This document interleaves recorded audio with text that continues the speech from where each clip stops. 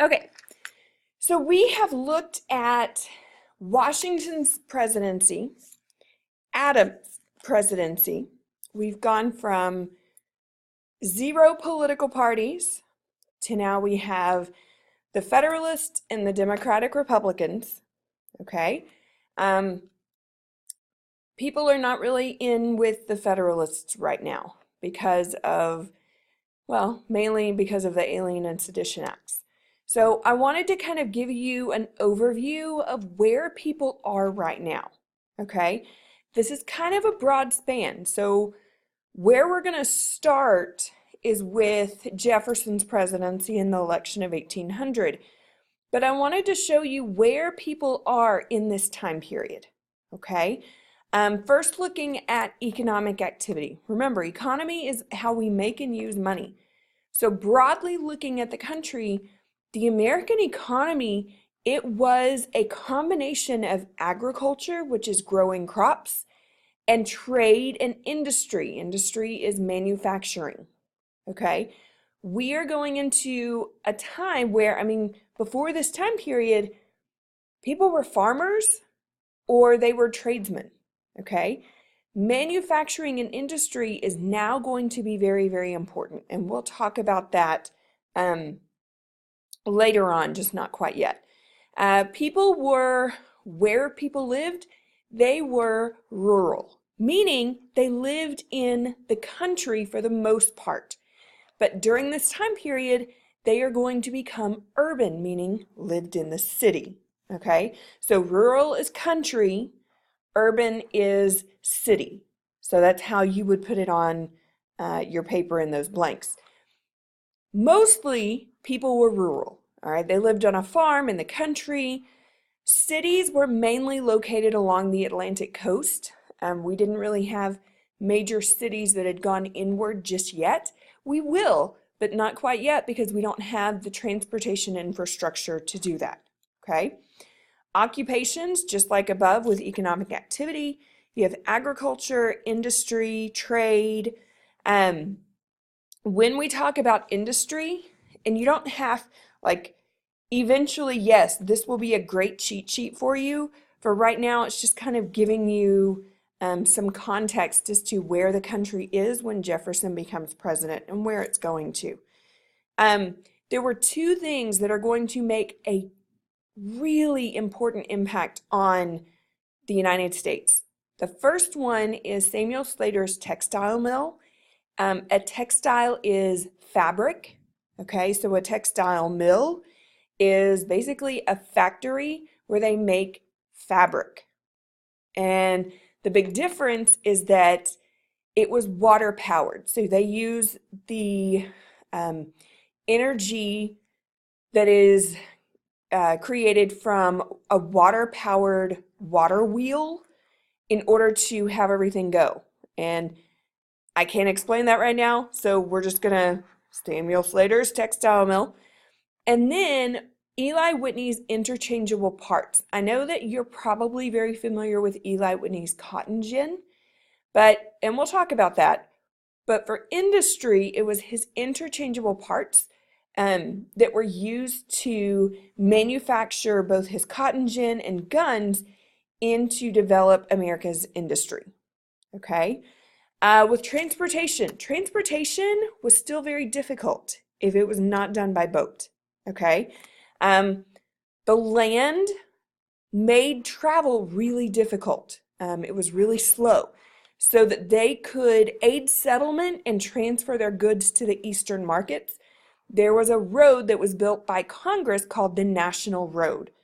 But in all honesty, travel by water, it was a lot easier and it was cheaper. So rivers, lakes, the coast, that's going to be the primary mode of transportation still.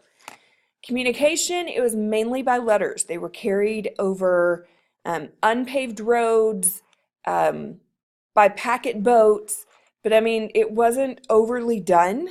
News was mainly heard through weekly or monthly newspapers. And then the biggest thing that's going to start happening during this time period through 1828 is going to be regional differences. You saw those regional differences when the colonies were created, okay? Way back, there was a huge difference between the society, economy, geography of Jamestown and the rest of Virginia versus Plymouth and the rest of Massachusetts. They were completely opposite. Well, the same is going to happen here, except we're adding a region. Okay, so in the north, you have cities and manufacturing. In the south, you have plantation farming and slavery. And in the west, you have farming mainly done by freemen, not slaves. Okay, the west did not want slaves, and we'll talk about that. So this is kind of a snapshot of what the country looked like when Jefferson became president. Okay. All right, so president number 3 is Thomas Jefferson.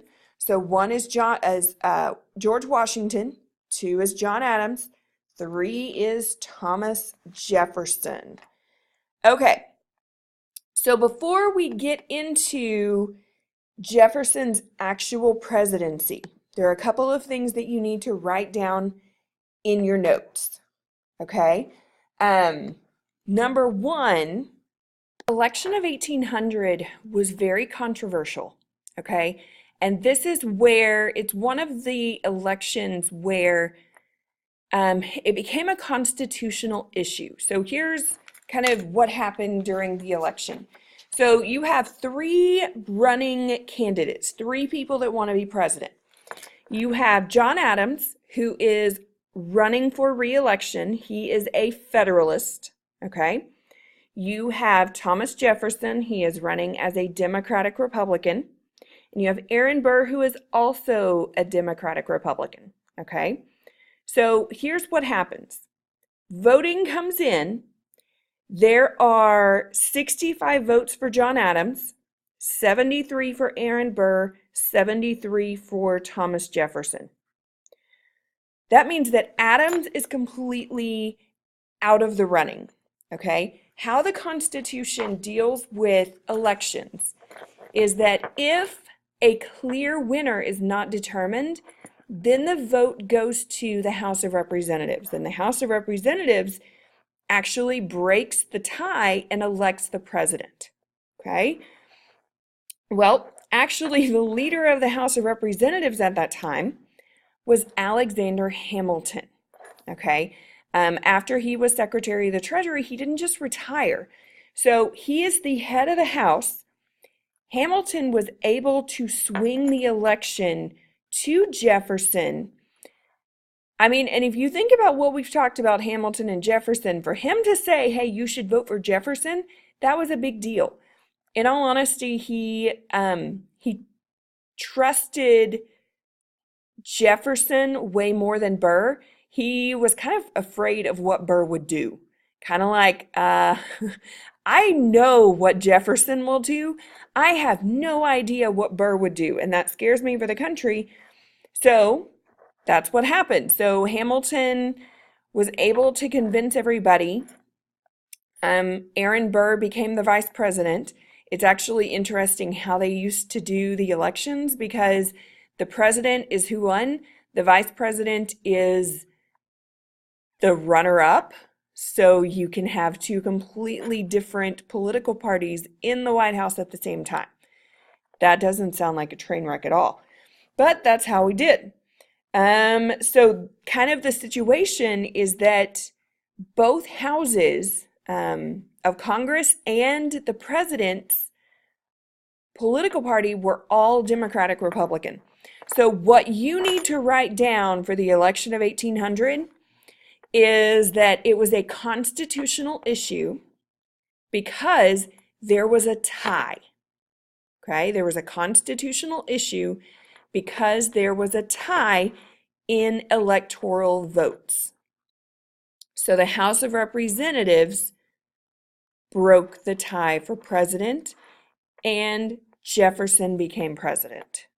Okay, so that's how he became our 3rd president of the United States. Okay, so Jefferson was very different from Adams. Obviously, they're different political parties. They had different goals. different things they wanted to do. Everything that Jefferson is going to do is going to come down to something called Jeffersonian democracy. Okay, and I know, so on the line at the very, very top, you would write Jeffersonian democracy. So in Jefferson's opinion, the best government actually governs the least. Best government governs the least. Meaning the best government that he can be a part of is a small government. Okay? He does not want to be involved in every aspect of society. He wants to have limited government. Okay? This goes along with the Democratic Republican everything, like their platform. He opposed special privileges for the wealthy. Okay? He wanted to, people are going to be wealthy, but he didn't want them to have special privileges just because they were wealthy. He had a lot of sympathy for common farmers. One thing that we will talk about a lot with Jefferson is the word agrarian. Okay? So I want you to add that word kind of at the bottom. It's AGRARIAN. So an agrarian society is a society of farmers. He wants a nation of farmers. He looks at the work ethic of farmers, how they put their families first, how they put their lives are prioritized around working hard and doing what you're supposed to do. He wants a nation of that. Okay? He doesn't want a huge government to take all of that up. Okay? So he's going to reduce the size of the army. He is going to end naval expansion. Anytime you see, we're not talking about oranges, anytime you see the word naval in this sense is talking about the Navy, which is military in the ocean. Okay? So if you see naval expansion, it is talking about the Navy. So military that fights in the ocean, in the water, that's naval. Okay? So he wanted to end naval expansion, and he wanted to work to get rid of an expensive government. Okay? So he really worked to get rid of government debt. Okay, remember, debt is spelled D-E-B-T. I know it kind of looks like debt, but that's kind of what it is. So we wanted to get rid of government debt. All right, so now let's jump into, all of this is what we call Jeffersonian democracy. Okay, it's his way of looking at, it's his philosophy. It's what he thinks.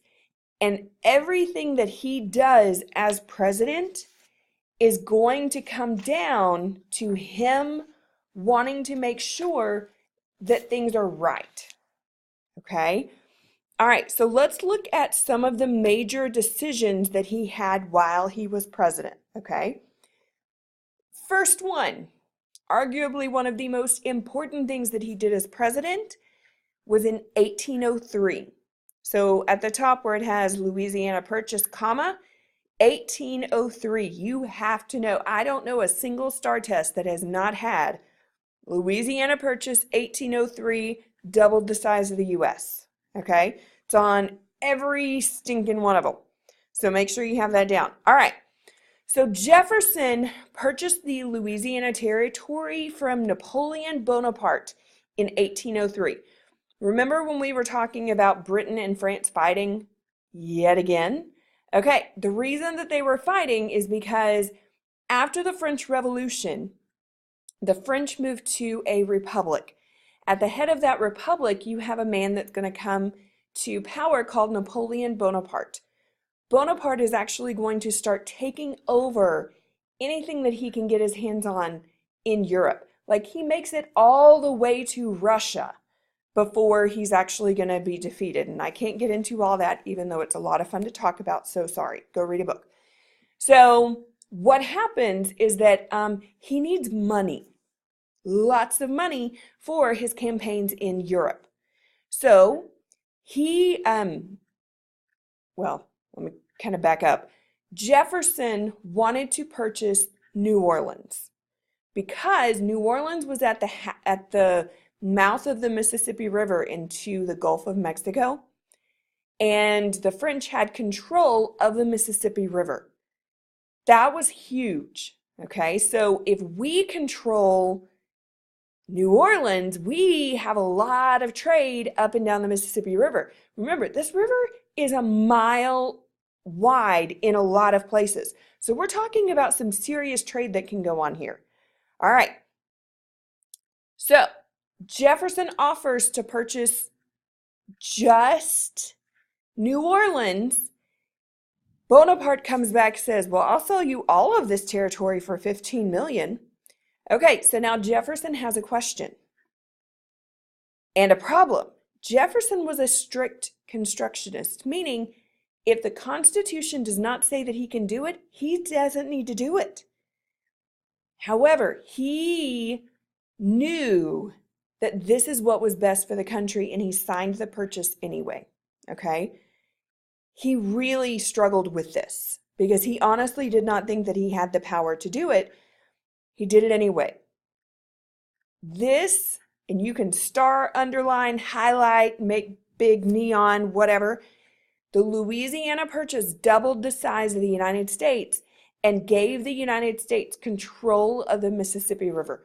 This is huge because all of those Western farmers that have not been able to get their goods, they have access to the Mississippi River through the Ohio River, and they can get their goods to market. So this is going to be really, really big, okay? A year later, Jefferson commissioned or hired Meriwether Lewis and William Clark to explore the territory, okay? And they called it the Lewis and Clark Expedition. And really, it laid the groundwork for the future westward expansion of the United States. And, you know, you have all of the stories. I mean, but remember, Jefferson wanted to be involved in all of this military foray into the New World. He was a scientist. Jefferson was one of these like jack of all trades. He was an inventor. He was a scientist. He was a musician. He was a linguist. He could speak 9 languages. Like, he was a little bit of everything. He actually kept a bear cub that Lewis and Clark had sent back to him in the cage on the south lawn of the White House. The man was an explorer at heart. He was a scientist. He wanted to know what's out there, okay? So, Louisiana Purchase, very, very important. Okay, so looking at Jefferson's major decisions, Louisiana Purchase 1803, super important. Marbury versus Madison. This is also going to be extremely important. This also happened in 1803, okay? Usually they don't ask the date of this court case, but you never know what they're going to do. Who knows? One of the things that is going to be extremely important that we still look to this decision today is the decision of Marbury versus Madison, okay? All right, so you kind of need the background for what actually happened. All right, President Adams, John Adams, knows his tenure is over, so he's done being president. The night that he was supposed to leave the White House, okay, well, it was the president's mansion. Well, no, he was in the White House. Just kidding. The night that he was supposed to leave, he starts appointing as many judges as he can, okay? One of the judges that he appointed was a man, his last name was Marbury, and he appointed him as a justice of the peace, okay? So what happens is that he said, All right, I don't have time to deliver all of these. These are the people that I have chosen. I have given them a commission, and he left them on the desk with the instructions that John Marshall was going to be the Chief Justice of the Supreme Court. At the time, he was actually Adams' Secretary of State. Okay? All right. Well, he didn't get all of them delivered, so he left them for the future Secretary of State, which was James Madison. Okay. Drama, drama, drama. Jefferson got into the White House, the Oval Office, and told his Secretary of State, Adams, don't deliver the commissions. Okay? I'm going to appoint my own people. So, Marbury sued and argued that the Supreme Court had the power to force Madison to deliver the commission. Ironically, John Marshall, the guy who started all of this by not getting all of them delivered before midnight, he's now the Chief Justice of the Supreme Court. He disagreed and he ruled against Marbury. Okay? So in the end, this is what the court decided. The Supreme Court decision that gave justices the right to declare a law unconstitutional. Obviously, the Constitution says that. Okay? John Marshall's Supreme Court established what we call judicial review. And it's the Supreme Court has the final authority in interpreting the Constitution. Okay? I wish that I could go into the intricacies of this case, but that's the AP teacher in me. So I will leave it. You should go and look and see what all John Marshall actually said. John Marshall is going to be Supreme Court Chief Justice for a very long time. He is extremely important for the next 35, 40 years. And we'll talk about Marshall quite a bit. Judicial review and Marbury versus Madison go together. Okay? Marbury versus Madison, judicial review. Super, super important. Okay, the last thing for this lecture, and the third major thing that happened. Remember when I said that England and France were fighting again and you had the issues with Napoleon Bonaparte? Okay, here's the issue. Because of George Washington's farewell address that said, we are neutral. We wanted to continue to trade with both countries. Okay? We didn't want to choose a side. We wanted to just keep doing whatever it is we were doing. Our profits during this time period, they went from 66.5 million to 102 million. Until both countries got ticked off that we were making a profit off of their war. I get what they're saying, okay? But basically, both countries are saying, hey, you're trading with my enemy. You can't do that. And so they started taking our ships and impressing our sailors. Both countries started doing this. That's a problem. So Jefferson says, all right, we don't want to go to war with England. We don't want to go with war with France. So we are now going to be neutral completely, and I'm going to set up an embargo. Basically, an embargo means we are not trading with France or England. Okay? He wanted to do this saying, hey, if we're not trading with them, we're not going to lose our ships, we're not going to lose our sailors, all of that kind of stuff. Okay? So in the end, it didn't work the way he wanted to. We went from making $102 million a year down to $22 million a year. I want you to think about, okay, yeah, those are numbers. Think about the people, the American people, or the sailors, the traders, the customs houses. That is who is suffering from this embargo act. France and Spain, where did Spain come from? France and England aren't, okay? we really suffered. So as Americans, we do what Americans always do, and that's we just start ignoring all of it. And we trade with whoever we want to, okay? So basically that is Jefferson's presidency, okay? I will say that Jefferson, he did win a re-election, but it was miserable. He hated it. He hated being president so much that he actually left it off of his tombstone. If you go to Monticello today and you look, there's a path that you can take down from his house out back.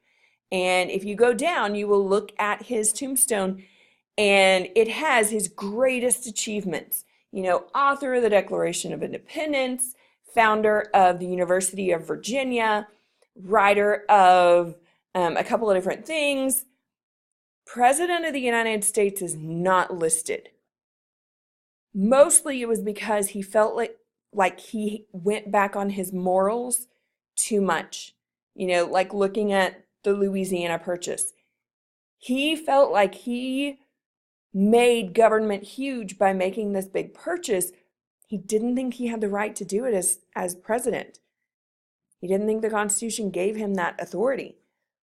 Okay, so it's really going to have a huge impact on him. Okay, all right, we will see you in class.